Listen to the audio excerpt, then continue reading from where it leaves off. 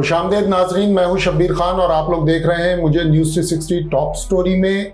आमिर नियाज भदेरा जी, नाम याद रखिएगा, ये साहब हैं, वकील हैं ज़हीर और शब्बीर के, और आज इन्होंने अपनी टोपी में से कबूतर निकाला है अदालत में कि केस लगा था मेडिको लीगल करवाने का, और उन्होंने डाल दिया मामला कि जी चालान पे बात कर ली जाए।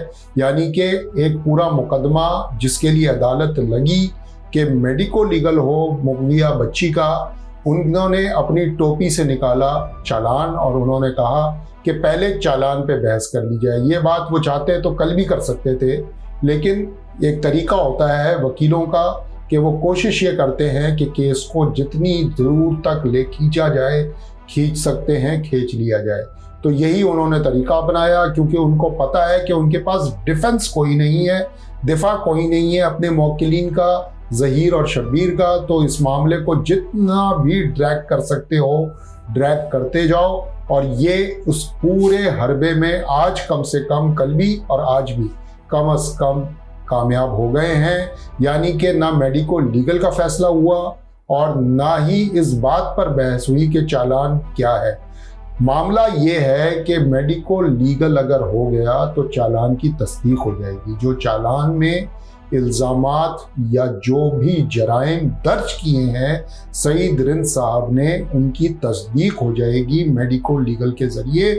ये है सारी परेशानी आमिर नियाज साहब की और उनके मौक्किलीन की। इसलिए अब इस केस को बेशक रोज़ाना की बुनियाद पे सुना जाए, जैसा कि कल भी अब अदालत लगेगी सलाउद्दीन पवर साहब की, सिंध हाई कोर्ट की, और उसमें भी फिर एक मरतबा चालान ज़ेरे बहस आएगा, क्योंकि अब मेडिको लीगल दूर चला गया है, चालान करीब आ गया है।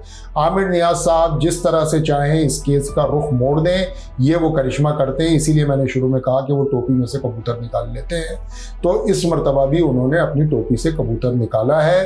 अब देखते हैं कि कल जब अदालत लगे और वहाँ पर चालान पे बहस शुरू हो तो कहीं वो ये ना कह दें कि जी पहले तो मुलाकात के ऊपर बहस हो जाए कि मुलाकात करवानी है ज़हीर की अपनी मुबैना बीवी से या नहीं करवानी है। हो सकता है वो ये कल अपनी टोपी में ये कबूतर छुपा के ले आए और सामने रख दें अदालत के कि जी अब इसको कर लें। तो आमिर नियाज साहब बहुत अच्छा खेल रहे हैं अपने मौक्किलीन के लिए, कम से कम वो एक बहुत अच्छा गेम प्लान तरतीब दे करके बैठे हुए हैं। मुझे हैरत इस बात पे है कि जिब्रान नासिर साहब क्यों उनको इतनी डील दे रहे हैं। उनको चाहिए कि अदालत पर जोर दें, अदालत से बहस करें कि जी मामला मेडिको लीगल से ही चालान की तरफ, उसकी तस्दीक की तरफ जाएगा। अगर मेडिको लीगल नहीं होगा तो चालान पे बहस करने का कोई फ़ायदा नहीं है। मिसाल के तौर पे अगर अदालत ये एडमिट कर ले कि ठीक है चालान पे शुरू करते हैं समात, और चालान के अंदर केस सबसे बड़ी जो इल्ज़ाम है ज़हीर और शब्बीर पे वो रेप का है, तो रेप की तस्दीक कैसे होगी जब मेडिको लीगल होगा? तो फिर बात फिर घूम करके मेडिको लीगल पे जाएगी।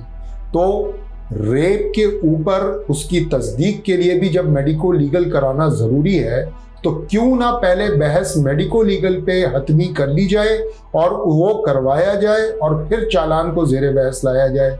मेरे ख्याल में बहुत स्मार्ट खेले हैं आमिर नियाज साहब। उन्होंने कहा कि गाड़ी को पहले भगा लेते हैं, फिर चेक करेंगे इसमें पेट्रोल है कि नहीं है।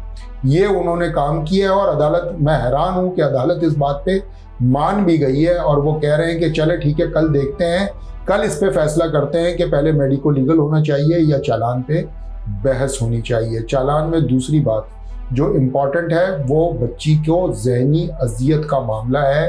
अब वो जहनी अजियत कैसे साबित होगी कि हुई या नहीं हुई?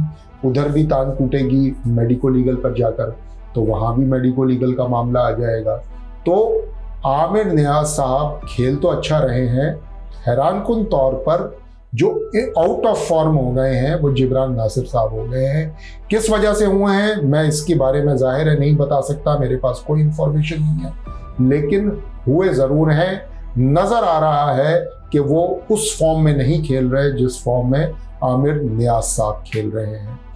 अदालत के अंदर अभी ये बहस भी बाकी है कि ये जो 10 मुल्ज़िमान में से 6 मुल्ज़िमान मफरूर हैं, उनकी वो कब दस्तयाब होंगे, पुलिस उनको कब गिरफ्तार करके लाएगी। ये भी बड़ी कामयाबी है आमिर नियाज साहब की कि अदालत का रुख उस तरफ उन्होंने अब तक होने नहीं दिया।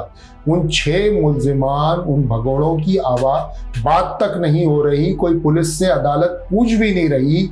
वो नौबत ही नहीं आने दे रहे आमिर नियाज साहब कि पूछे अदालत पुलिस से कि ये जो 6 मतरूब अफराद हैं, जिसमें वालदा भी शामिल है ज़हीर और शब्बीर की, ये है किधर।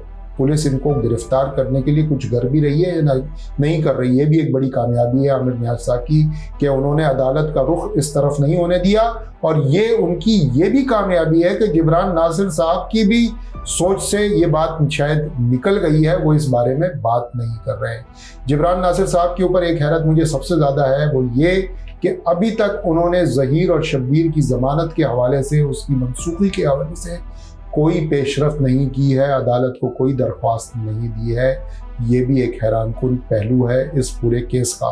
अब लोग सुनने वाले हमें कहेंगे कि हम शायद किसी और ट्रैक पे चल पड़े हैं, लेकिन मामला ये है कि हमें जो नज़र आ रहा है और जो हमारी अकल तस्लीम नहीं कर पा रही, वो ये कि क्यों इस केस को लंबा करने के लिए तमाम फरीकैन लगता है यकसू हो गए हैं कि ये मामला चलता रहे और चलता रहे, और रोज़ाना की बुनियाद पर चले या 15-15 दिन के बाद समाअत हो, लेकिन जब अदालत लगे चंद घंटों की समाअत के बाद नशिस्तन गुफ्तन बर्खास्तन वाला मामला हो जाए, अगले दिन पर डाल दिया जाए या अगले 15 दिन के ऊपर डाल दिया जाए, और फिर अदालत लगे और फिर कोई एक बेतुकी दलील लेकर के आमिर नियाज साहब हाजिर हो जाए, उनको काउंटर कोई ना करे और फिर अदालत बर्खास्त हो जाए। तो ये आज भी देखा, गुज़श्ता रोज़ भी देखा। लगता है कि ये केस एक लंबी सीरियल लगा है, जैसे कि अमेरिका में एक सीरीज़ चली थी फ्रेंड्स, बड़ी हिट हुई थी। ये सीरीज़ भी लगता है काफ़ी हिट है, कम से कम यूट्यूब की दुनिया में तो बहुत हिट सीरीज़ है। और हिट सीरीज़ को लगता है कि खींचने की सबों ने तैयारी कर ली है। इसमें सबसे ज़्यादा जो डायलेमे में है, जो सबसे ज़्यादा परेशानी में है, वो यकीनन मेहदी अली काज़मी और उनकी अहले खाना होंगे, क्योंकि उनकी बेटी इस शहर में रहते हुए भी एक शेल्टर होम में है। उसकी मुलाकात अब तक नहीं हो पाई है। हमने बताया था कि 5 अक्टूबर की डेट है जब एडिशनल डिस्ट्रिक्ट सेशन जज की अदालत में एक केस लगेगा। मुलाकात की दरख्वास्त है मेहदी अली काज़मी साहब की, उसका फ़ैसला तो जब होगा तब होगा। अभी तो मामला ये है कि आमिर नियाज़ 1-0 से जीत रहे हैं, जिब्रान नासिर साहब 0 पर हैं, आमिर नियाज़ साहब आज की तारीख में 1 पॉइंट आगे हैं। आज के लिए इतना ही, मुझे इजाज़त दीजिए, खुदा हाफिज़।